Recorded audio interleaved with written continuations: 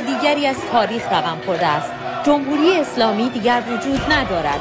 پس از سالها مبارزه مردم ایران آزادی خود را پس گرفتند.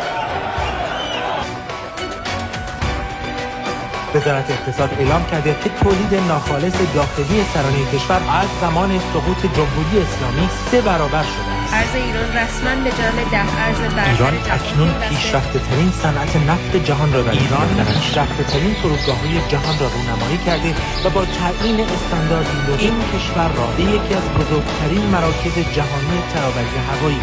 ارتش مدرن ایران اکنون قدرتمندتر از همیشه است. از سیلیکون ولی تا تهران استعدادهای برتر از سراسر جهان ایران را برای کار، تحصیل و نوآوری انتخاب می‌کنند. با اقتصادی پررونق و دانشگاه‌هایی در سطح جهانی ایران اکنون به مقصدی برای درخشان‌ترین استعدادها تبدیل شده است.